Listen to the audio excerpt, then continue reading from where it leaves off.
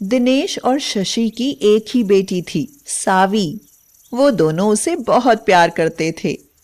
एक दिन गांव से सावी के चाचा और चाची आ गए। दिनेश ने सावी को आवाज दी।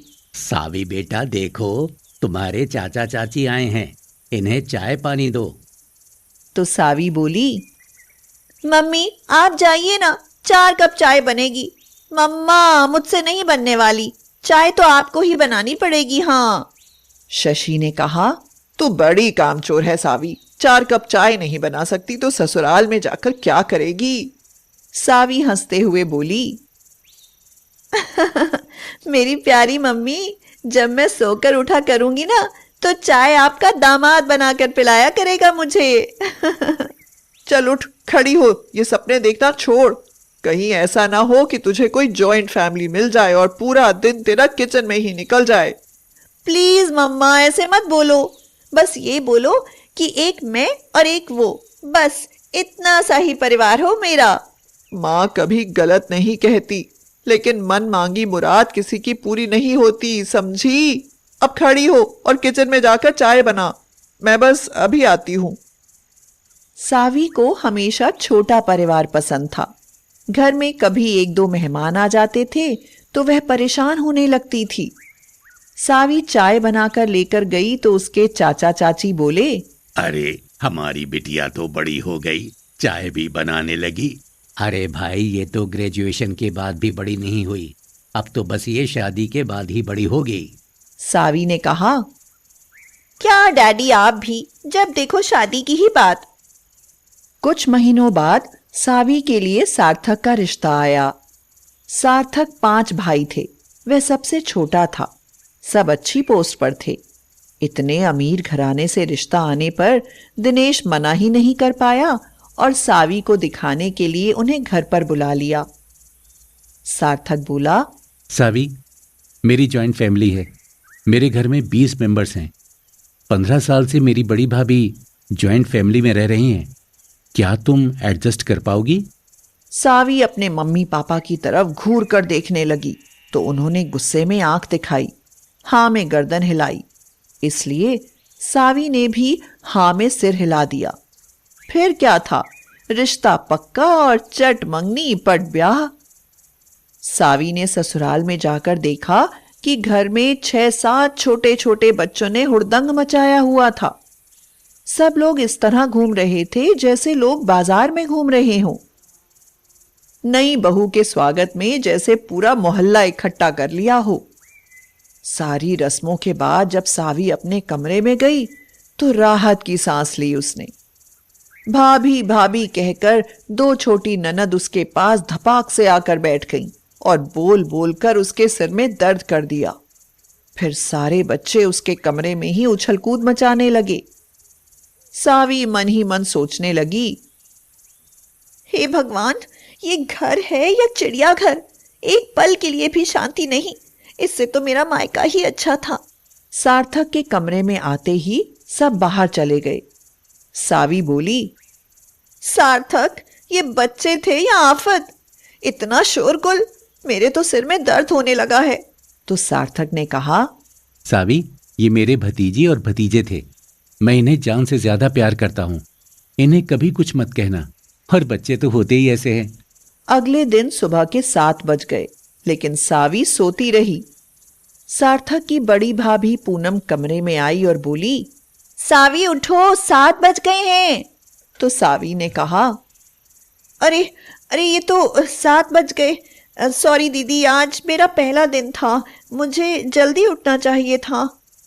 पूनम ने कहा, कोई बात नहीं, ऐसा होता है, अब जल्दी फ्रेश होकर किचन में आ जाओ, आज तुम्हारी पहली रसोई है, आज सब तुम्हारे हाथ की चाय पियेंगे। सावी सोच में पड़ गई। आज उसे अपनी माँ की सारी बातें याद आ रही थीं।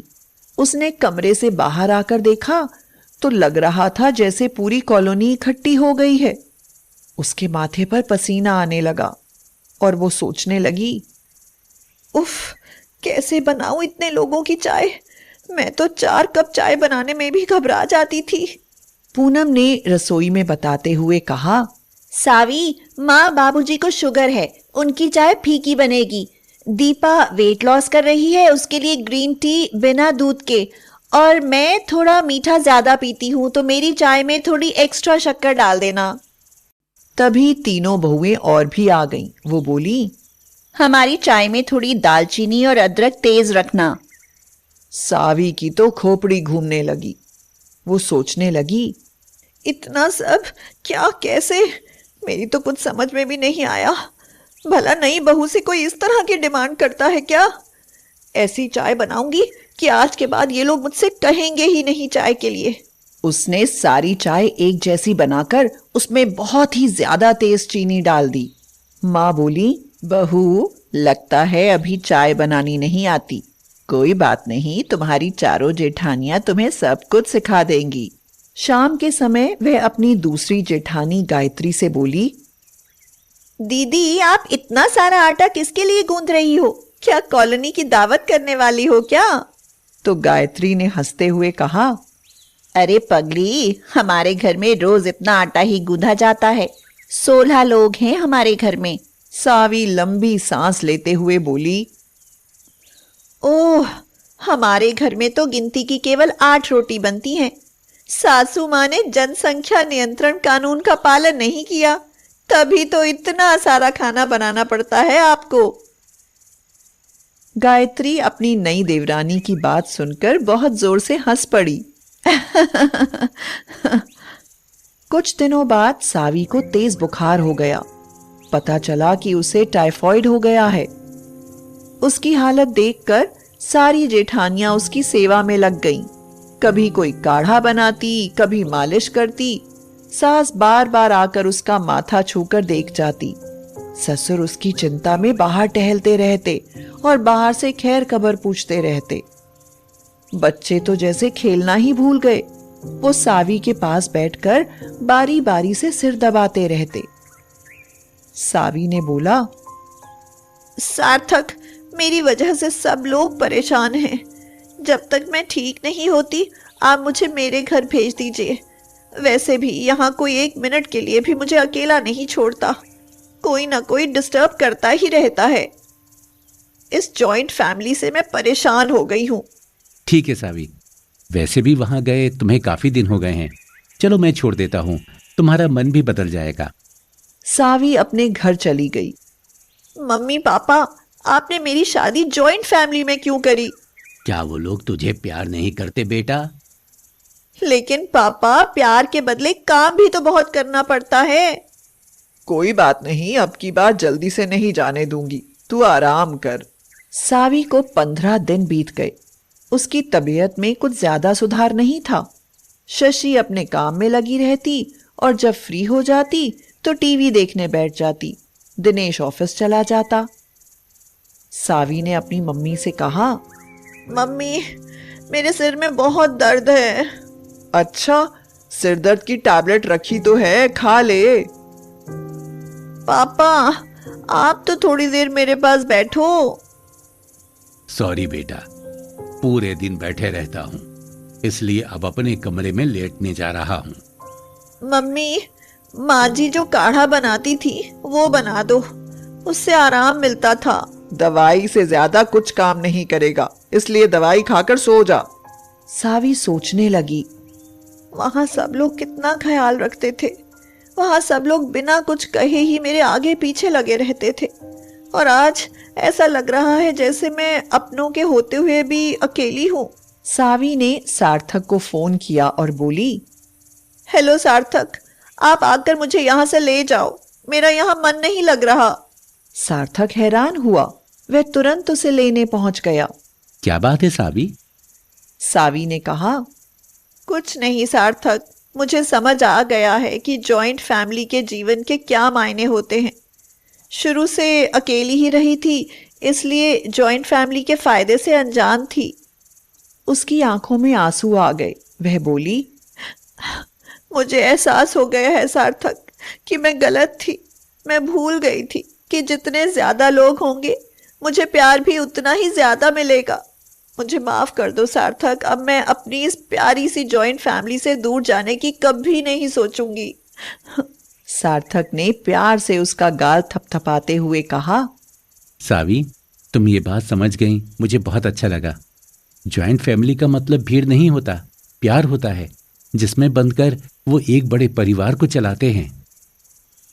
फिर वह खुशी खुशी अपने परिवार के पास चली गई।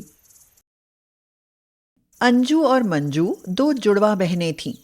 दोनों का रूप, रंग और शक्ल आपस में इतनी मिलती जुलती थी कि उनको पहचान पाना मुश्किल हो जाता था। मगर शक्ल से एक होने पर भी उन दोनों के गुणों में जमीन आसमान का अंतर था। अंजू शांत और समझदार थी तो मंजू कामचोर और आलसी। अंजू रसोई की सफाई करते। शाबाश मंजू बेटा, रोज ऐसे ही वक्त से उठकर काम पर लग जाया कर। अरे माँ, मैं मंजू नहीं अंजू हूँ। मंजू तो बिस्तर में पड़ी सो रही है। एक तो एक सी शक्ल सूरत, ऊपर से कपड़े भी एक जैसे पहन कर रखती हो, इसीलिए धोखा खा जाती हूँ। पर आज उसे नहीं छोड़ूंगी, आलसी कहीं की। पता नहीं कब सुधरेगी ये लड़की। क्यों री, दोपहर तक सोई पड़ी रहेगी क्या? सोने दो ना माँ। तू ठहर, मैं अभी डंडा लेकर आती हूँ, फिर कहना सोने दो ना माँ। आलसी कामचोर कहीं की, आज तो तेरी डंडे से पिटाई करूंगी। हाँ। रमा डंडा लेकर आती है तो मंजू की जगह अंजू की पिटाई करना शुरू कर देती है। रोज देर तक सोती रहती है, आलसी कहीं की। बता, ये आदत कब छोड़ेगी तू? अरे अरे माँ, ये क्या कर रही हो? मैं मंजू नहीं, मैं तो अंजू हूँ। तो फिर मंजू कहाँ है? तुम्हारी पिटाई के डर से बाहर भाग गई माँ। फूटे भाग्य मेरे, यह लड़की कभी नहीं सुधरेगी। यह कहकर रमा रोने लग जाती है। अरे माँ, इतनी सी बात पर रोने क्यों लगी? बेटी में ऐसी आदत होना इतनी सी बात नहीं होती अंजू बेटी। कल को पराए घर जाएगी तब क्या होगा? सब ठीक ही होगा माँ, तुम बिल्कुल चिंता मत करो। मैं हूं ना, मैं अपनी बहन के साथ कुछ भी बुरा ना होने दूंगी। अंजू अपनी बहन मंजू को बहुत समझाती है, मगर मंजू है कि उसकी हर बात को कानों पर से टाल देती है। देखो मंजू, माँ ने हमारे लिए बड़े कष्ट उठाए हैं, इसीलिए हम दोनों का फर्ज बनता है कि माँ को और कष्ट ना पहुँचाएं। मैं जिंदगी को मजे लेकर जीना चाहती हूँ, तो इसमें माँ को कष्ट क्यों? माँ को तुम संभालो, मुझे बस ऐश करने दो। ले आइसक्रीम खा। अपनी आइसक्रीम तू ही खा, तुझे समझाना तो दीवार से सिर टकराना है। अंजू और मंजू दोनों बहनें कॉलेज में पढ़ने जाती थीं। वहां उनकी एक सी शक्ल के कारण लोग धोखा खा बैठते थे। अंजू को मंजू और मंजू को अंजू समझ लेते थे। एक दिन मंजू का क्लासमेट सौरभ अंजू से आकर कहता है, अरे मंजू, थिएटर पर नई फिल्म लगी है, देखने चलें क्या? खूब एंजॉय करेंगे यार। मैं मंजू नहीं, उसकी बहन अंजू हूँ, और तुम उसे कहाँ ले जाने की बात कर रहे हो? अरे वो नई फिल्म लगी है, बस इसीलिए मैं तो। ये मैं को छोड़ो सौरभ, और मंजू से दूर ही रहो तो अच्छा है। अगर तुम्हें आवारा घूमने का शौक है तो कोई और लड़की ढूंढ लो, पर मंजू को बख्श दो प्लीज। कुछ समय बीत जाता है और एक दिन रमा का बड़ा भाई नारायण उनके घर आता है। रमा बहन, मैंने अंजू और मंजू के लिए लड़के ढूंढ लिए हैं। लड़के जैसे तुमने कहे थे वैसे ही हैं। दोनों भाई जुड़वा हैं और अच्छी सरकारी पोस्ट पर हैं। फिर तो मेरी अंजू और मंजू राज करेंगी भाई, रिश्ता पक्का कर दो। ठीक है बहन। इस रिश्ते की बात सुनकर अंजू तो भगवान का शुक्र मनाती है। भगवान का शुक्र है, हम दोनों बहनें एक ही घर में ब्याही जाएंगी। अब तो मैं मंजू को कोई तकलीफ ना होने दूंगी। मगर मंजू इस रिश्ते से नाराज होती है और अपनी माँ से कहती है, माँ, मुझे अभी शादी नहीं करनी, मैं कुछ दिन और आज़ादी से जीना चाहती हूँ। हाँ, आज़ादी से जीना चाहती हो या उस आवारा सौरभ के साथ घूमना चाहती हो? तू तो चुप ही कर। जिस घर में तेरी शादी होगी ना, उस घर में तो मैं कभी शादी करूंगी नहीं। हाँ, पर तेरी शादी उसी घर में हो रही है, समझी? मेरी जिंदगी चाहती है तो शादी से मना मत करना। हाँ। रमा की यह बात सुनकर मंजू सचमुच अपनी जबान पर ताला लगा लेती है और फिर दोनों की शादी हो जाती है। उनकी सास आशा उन्हें समझाते हुए कहती हैं, देखो बहुओं, हमारे घर में संस्कार और तहजीब से रहोगी तो प्यार और मान सम्मान मिलेगा। वरना धक्के मारकर मायके का रास्ता दिखा दूंगी। हाँ। अंजू तो ससुराल में पहले ही दिन से रंज जाती है, मगर मंजू का मन ससुराल में बिल्कुल नहीं लगता। वह ना तो जिम्मेदारियों को समझती है और ना ही किसी काम में मन लगाती है।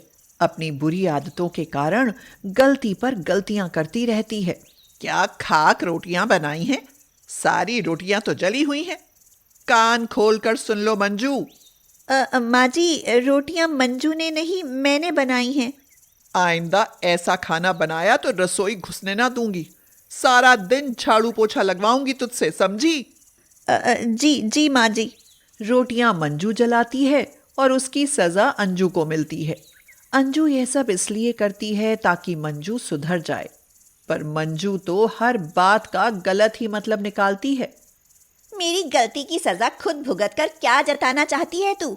सुन, मुझे बचाने की कोशिश बिल्कुल मत करना, क्योंकि मैं यहाँ रहना ही नहीं चाहती। भले तू कुछ कह ले मेरी बहन, पर मेरे जीते जी तू यहाँ से कहीं नहीं जा सकती। हाँ, नहीं रोक सकती। एक दिन अंजू बाजार जाती है तो उसके जाने के कुछ ही देर बाद मंजू भी सज धज कर घर से निकल जाती है। मंजू अपने कॉलेज के फ्रेंड सौरभ से मिलती है। मंजू, यार अब मैं तुम्हारे बगैर और नहीं रह सकता। कुछ दिन तो सब्र करो सौरभ, मैं भी ससुराल से बोर हो चुकी हूँ। जल्दी ही तलाक देकर तुम्हारे पास चली आऊंगी। नहीं, अब और इंतजार नहीं होता। तुम कल ही चली आओ।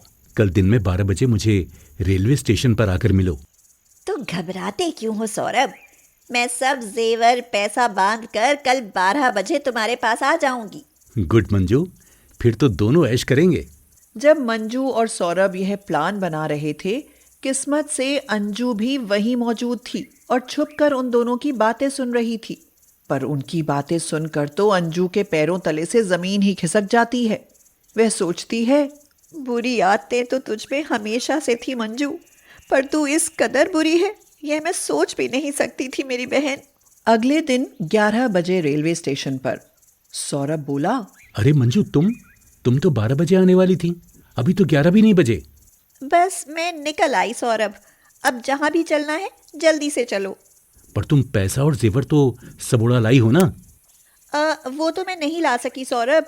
वैसे भी तुम तो मुझे चाहते हो ना, फिर हमारे प्यार के बीच पैसा कहाँ से आ गया?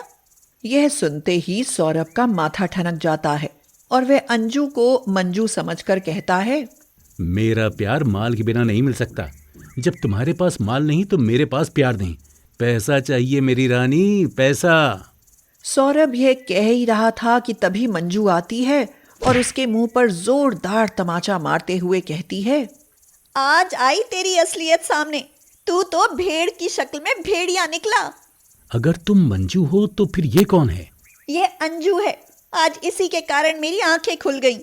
यह कहकर मंजू रोते हुए अंजू से माफी मांगने लगती है और कहती है, दीदी, मुझे माफ कर दो। आज मैं बहुत बड़ी गलती करने जा रही थी। रो मत बहन, जब ये अंजू है तो तू गलती कर ही कैसे सकती है? तभी मौका देखकर सौरभ वहां से भागने की कोशिश करता है तो अंजू का पति संजय पुलिस को लेकर आ जाता है और पुलिस सौरभ को गिरफ्तार कर लेती है।